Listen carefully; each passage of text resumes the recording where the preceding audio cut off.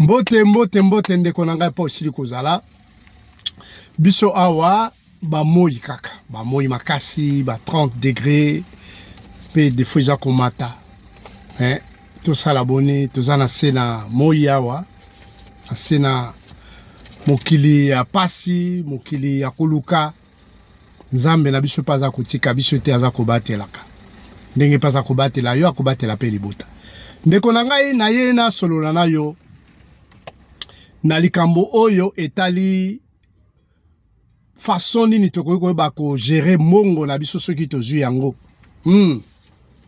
tango bafuti biso ndeko na ngai makambo eza koleka mingi toza koyeba ko garder mwata ndambo te eza kopasa pasi nga na ye koyebisa yo ndeko na ngai ete esengeli na biso tozala bato ya mayele Bible na biso te moto ya mayele aza moto oyo bayebaka kokanga ye na singa te lokola mpunda lokola ane pote atambola te aza moto abwanya moto mayele ayebi soki nasali boye ekopesa ngai boye.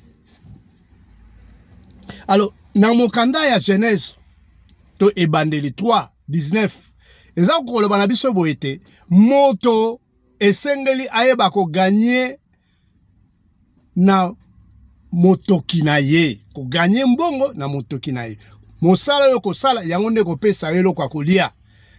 C'est-à-dire que eza kaka difficile na facilité za la suite pour liboso bazaki na bango na jardin d'Eden bavandaki kimia mais tango bayeko kosala mabe wana zamba sepela kita bibo bokende koluka alobi na yo moto yo komona pasi bo epozwa mwa lomeya et to komi na tango yango de fois tozo kozwa lomeya yango toza koyeba kosalela yango te ndeko na ngai ya kobomba to kobomba te.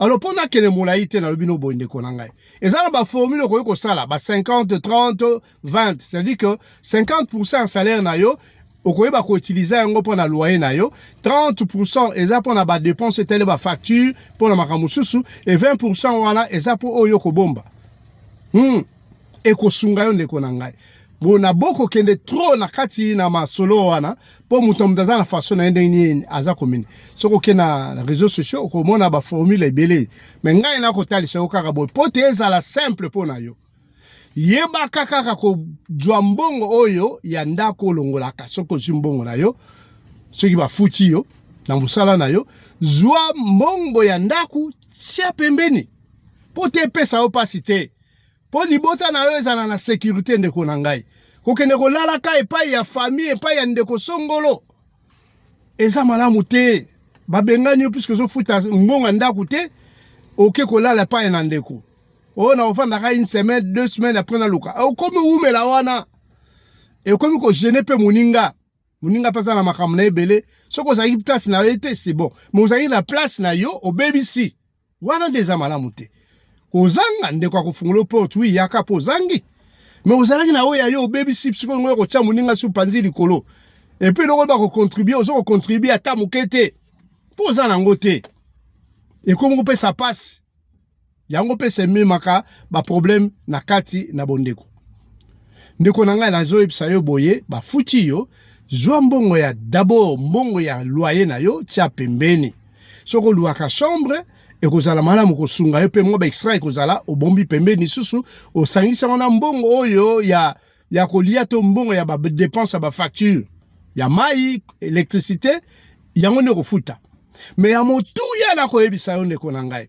soki kolongola dim na yo selon ndenge motema na koloba so poza obligé te otiki na soko boli ko motema so senga opesa quelque chose pesa selon volonté oya yo moko sepeli ndengo sepeli yango kopesa.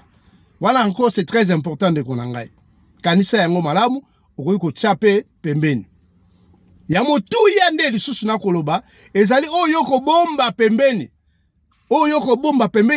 ezali nde ya yo ekoyi ko banana ngo na 20 euros 50 euros ti mata selon ndenge pay na yo ekozala ya moi ekosunga makasi yango nde ya yo ndeko na ngai po mbongo ya loyer eza yo te ekepa ya mutu bambongo ya bakufuta facture soki oza na voiture okufuta ba dépense mususu wana oyebi kaka ndenge ezalaka na kini babengi okobimisa. Mais kobosa na kate ko chaka ne fusque 20 euros, 50 euros, ta 100 euros, 200. Tchana pembeni. Tchango na banque na épargne. Oko tchango pe wana. Mais ils ont encore mieux yo moko bomba ngo na ndako. Po tango ko yinda. Tango makambuta monsieur pesi mobulu o banque komi compliqué. Yeba ke o za na ndako yango nde za vie na yo. O yo bomba na linzanza yango nde ya yo. Oyo oza kobomba na mulangi yango nde ya yo. Zalaka motema wana makasi ya kobomba ofungola te. Boni otie obombi obite na bandi. Mais après ce qui 3-4 mois obandi ko toucha ngo lisusu ndeko na ngai. Ko zala ndengo wana te. Zala motema oyo toza décider obite oyo ya ngai. Okomona avec les années ekomata. D'abord, si on a 50, si on te multiplie par 12, 50 déjà, par 12, on peut savoir combien. Vous allez en avoir 600 na yo. Oui. 600 euros, il vendit. Aujourd'hui, vous avez été, année où monsieur soit la moitié, soit comme tel année où monsieur 1200. Oui. Petit à petit, l'oiseau fait son nid de konanga. Yanga na ko yebisa yo. Zala mayele de konanga, vie comme il passe, vie comme il tellement passe, était surtout si on sala nano profiter. Si on sala nano profiter puisque lobby to éviter lobby za nzambe. Bon pa kapé za ko ya des fois. Ozasho na makasi te mais oyo bomba ekosunga yo ndeko na ngai ekosunga libota. Yango kaka libona na ipsa. Le loba na ko ipsa yo na après-midi na lelo concernant épargne la yo yango wala. Bomba ka 50, 20 ekosunga yo. Ya yo ko bouja kango ata mukete. Kola mona yo, je peux vidéo partager. Ce qui m'a beaucoup za ko tobuka, kola sunga yo. Na kombo na Yesu na bani ko eba ko cimenter maboko wana. Pote ya solo etobuka lisusu te. Tango zumbo ngoza na organisation malamu, kola mona yo aide yo. Molimo santo asunga yo na organisation nyonso ko sala ya malamu. Pote ya solo zalaka tango nyonso na quelque chose. Ozanga ndeko na ngai. Eza pasi. Na lobaka tango nyonso loboko esengaka oyo ezaka se eza loboko ya pasi. Mais soki loboko no mati likolo c'est-à-dire que comme ko s'organiser muke ateza mingi te mais oyebi ke naza na moi quelque chose kuna na kesi na ngamo quelque chose ali esalaka moi esengo wana ndeko na ngai moto soki azangi ata quelque chose akomaka kanda okobando silika pama même ata likambo ya kosilika ete oza kosilika plus que oza na bozangi.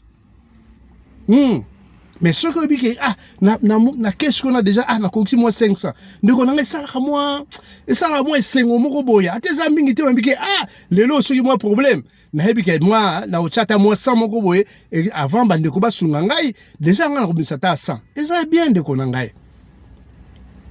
nzamba mona yo akokisa solo malobo pa na yo pe yo chango na misala. Allez, à bon entendeur, salut. Merci ndeko nanga. Partagez vidéo, s'il te plaît.